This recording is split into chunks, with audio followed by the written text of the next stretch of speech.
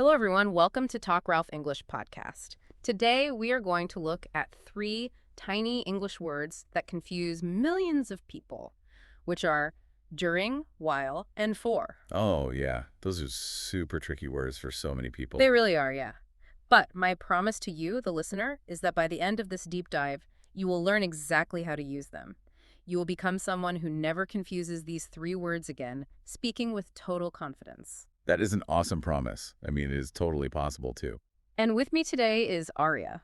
Hi, everyone. It is super great to be here with you all. It is brilliant to have you. So we are using a really helpful language guide today as our main source. And it says that these three words, during, while, and for, are not just grammar rules. They actually change the way we see time in our minds. Yeah, exactly. They, build a picture of what is happening. Right. And native speakers just know how to use them without thinking. But if you ask them why, they usually cannot explain it. They just say, it feels right, or it sounds right. Exactly.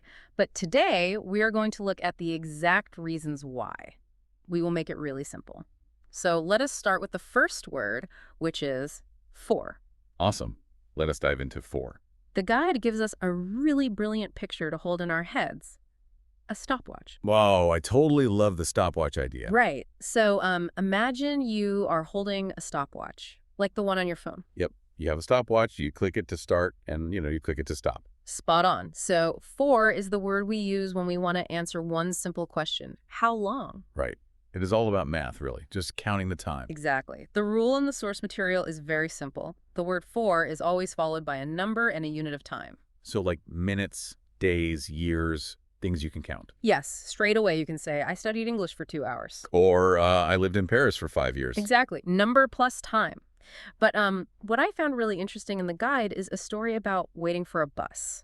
Oh, right. The bus stop story. Yeah. So say you are waiting at a bus stop for 20 minutes. It is raining. It is freezing cold. Ugh, the worst. It really is. And those 20 minutes might feel like 2 whole hours because you're so cold. But the grammar does not care how you feel, right? Spot on. The grammar does not care at all. Yeah. You still use for because it is an exact measurement, 20 minutes. Right, because you can count it on a stopwatch. But, Aria, here is where a lot of learners get stuck. It is a really common mistake. Oh, yeah. I know what you're going to say. Yeah, learners often say, I waited during 2 hours.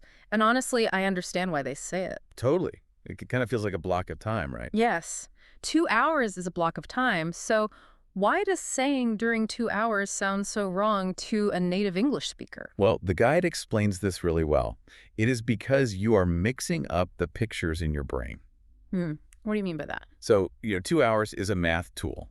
It is a length, like a piece of string that you measure. Right, a piece of string. But the word during is completely different. During cannot measure length. Yeah. So when you say during 2 hours, a native speaker's brain gets confused. Because the brain wants a math word, which is for. Exactly. If you can count the time, you have to use for. Always. That is brilliant. Okay, before we move on to our next word, I just want to say something quickly. If you are enjoying this deep dive, please take a second to like this video, subscribe to our channel, and share it with a friend who is learning English. Yes, please do. It super helps us out, and we love making these for you guys. Cheers for that. Okay, let us talk about the second word, which is during. The second picture. Yes. If for is a stopwatch, what is the picture for during? The guide tells us to picture a box, like a physical box. Okay, I am picturing a box. Awesome. Now, inside this box is an event, like a movie or a flight or a big storm. Oh, I see. So during tells us that something happened inside that box. Totally. It does not tell us how long it took. It just tells us when it happened inside the box. So the grammar rule from the text is that during must be followed by a noun, a thing, or an event. Right.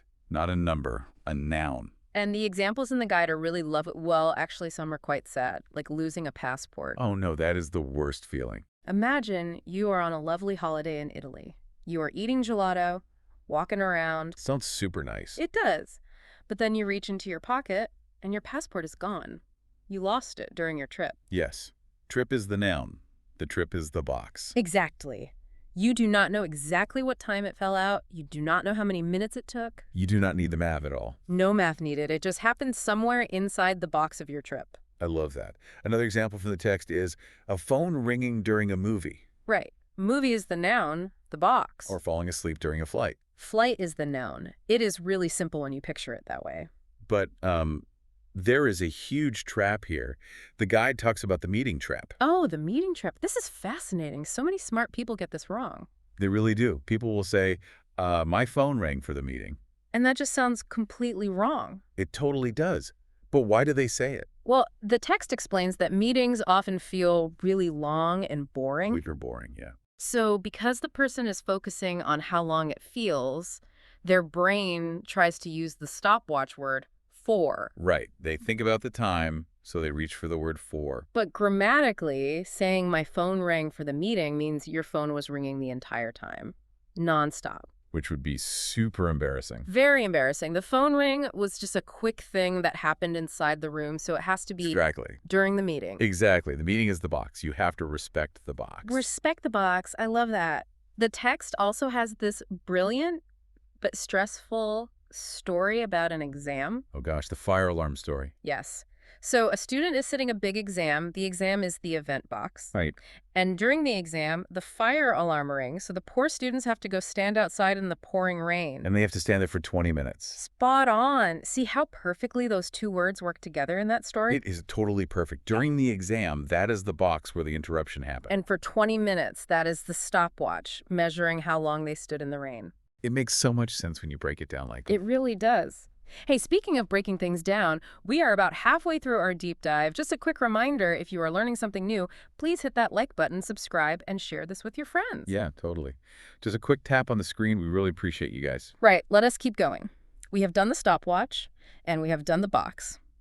But real life is not always that simple, is it? No, real life is super messy. Sometimes two things are happening at the exact same time. Which brings us to our third word from the guide, while. Yes, while. This one is a little bit more complex, but the picture makes it easy. So what is the picture for while? Picture two train tracks, two lines running right next to each other at the same time. Two parallel tracks, I can picture that. So while is the word we use to connect two active things that are happening together. Exactly. But because we're talking about two active things, the grammar rule changes. Right, it gets a bit bigger. For just needed a number, during just needed a noun, what does while need? While needs a full sentence. It needs a subject and a verb. A subject and a verb, so it needs an action. Totally. It is like an engine on the train track. You cannot have a moving train without an engine. That is a great way to put it. The guide gives us a really funny story for this one. Let us talk about the dog. Oh, the chicken story. Yes. So the sentence is, while I was cooking dinner, my dog stole a piece of chicken. Bad dog, but great grammar. Very good grammar. Let us look at the pieces. We start with while, then we have I, which is the subject, Right. and then was cooking, which is the verb, the action. While I was cooking. So that is track number one, the cooking track. Exactly. And on track number 2, happening at the exact same time, the dog is stealing the chicken. Two engines moving together. Another example is driving to work while it is raining heavily. Spot on. You are driving. It is raining. Two things at once. But, learners make a really common mistake here, too. What is the mistake? They try to mix the pictures. Yeah. They will say something like, while 2 hours. Ah, yes. I hear that a lot. While 2 hours. Why does the brain reject that? Well, think about the puzzle pieces. If you say while 2 hours, you are trying to put a math tool on the train tracks. Right. 2 hours is just a length. It does not have a subject. It does not have a verb. Exactly. It has no engine. It is just flat. So the tracks just break down. So if you have a measurement like 2 hours, you must use 4. Totally. And the other mistake people make is saying, during I was sleeping. During I was sleeping, that sounds a bit clunky, yeah. Because it was the same problem, just backwards. Yeah. You were trying to take a big moving train engine, I was sleeping, and shove it inside a small box. Oh, I see. During needs a noun, just a simple box, but I was sleeping is a full sentence with an action. Right. It is too big for the box. If you want to use the box, you have to turn the action into a thing, a noun. So you would just say, during my sleep. Exactly. During my sleep. That is brilliant. Now, the guide talks about how learners feel when they hear all these rules. It can be quite scary. Oh, it is super intimidating. Making mistakes like while 2 hours can make you feel bad. But the text says something really lovely about this. It says these mistakes are not bad at all. They are actually a good sign. Yes. It is just the sound of your brain building new roads. Native speakers even make these mistakes when they try to learn a second language. Totally. The friction just means you are learning. So true. Okay, we have our three tools now. The stopwatch for for, the event box for during, and the parallel train tracks for while. Now it is time for the ultimate test. Yes! The text gives us a really fun challenge to bring this all together, and this is the real secret of the whole deep dive. The big reveal. The big reveal. The guide says that these three words do not depend on what is actually happening in the real world. Right. This blew my mind when I read it. Mine too. You have complete control. The word you choose just depends on how you want to build the sentence. You get to choose the picture you show to the listener. Exactly. Let us prove it using the exact same storm story from the text. Okay, let us do it. So the real-world event is simple. A storm happens and the lights go out. I am going to build three different sentences. Ready? I am ready. Hit me. Sentence 1. During the storm, the lights went out. Awesome. That is correct. You use the storm, which is a noun. You put the event in a box. Sentence 2. While the storm was happening, the lights went out. Also perfectly correct. You used the storm as a subject and was happening as a verb. You built train tracks. Sentence 3. The storm lasted for 3 hours. Totally correct again. You used a number and a time. You used the stopwatch. It is exactly the same storm in the real world, but we talked about it in 3 different ways. Because you just picked a different grammar tool each time. That is so empowering for a learner to know you are in control. Yes, you have the power. Let us do one more big example from the guide. A chaotic morning routine. Oh, I love this one. It is super relatable. Everyone has messy mornings, so imagine you wake up, you do a quick workout. Let us use the math tool for the workout. Okay, math tool. I exercise for 30 minutes. Brilliant. Stopwatch used. Next, you sit down to eat breakfast. You read the news on your phone. Let us use the box tool. Okay, the box tool is a noun. I read the news during breakfast. Spot on. Breakfast is the box. Now, you are in the bathroom brushing your teeth. Suddenly, your phone rings in the bedroom. 2 things at once. Train tracks. My phone rang while I was brushing my teeth. Perfect. Subject and verb. Okay. The big finish. You are driving to work. The traffic is awful. It is pouring rain. And your mom calls you in a panic. Let us use all 3 tools in one big sentence. Oh, wow. Okay, let us build it.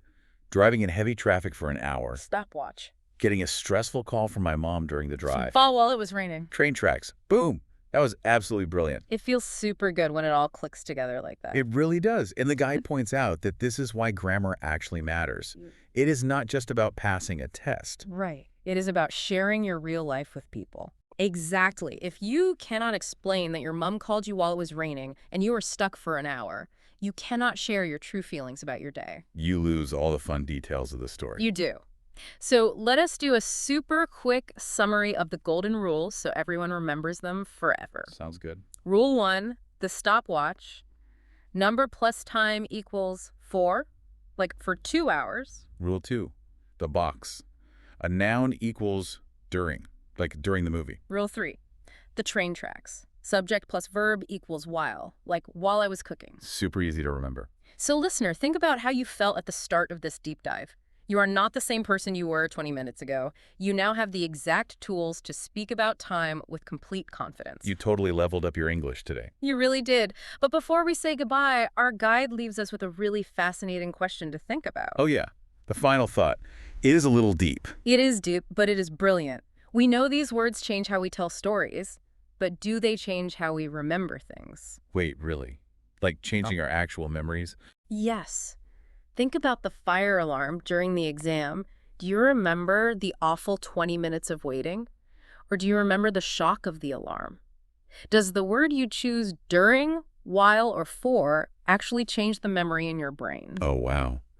That is super wild to think about. It really is. It makes you realize how powerful language is. Well, please do not forget to like, subscribe, and share this with your friends. It helps us so much. Thanks for hanging out with us, guys. You did awesome today. Keep practicing. Cheers, everyone. See you next time for another deep dive. Goodbye.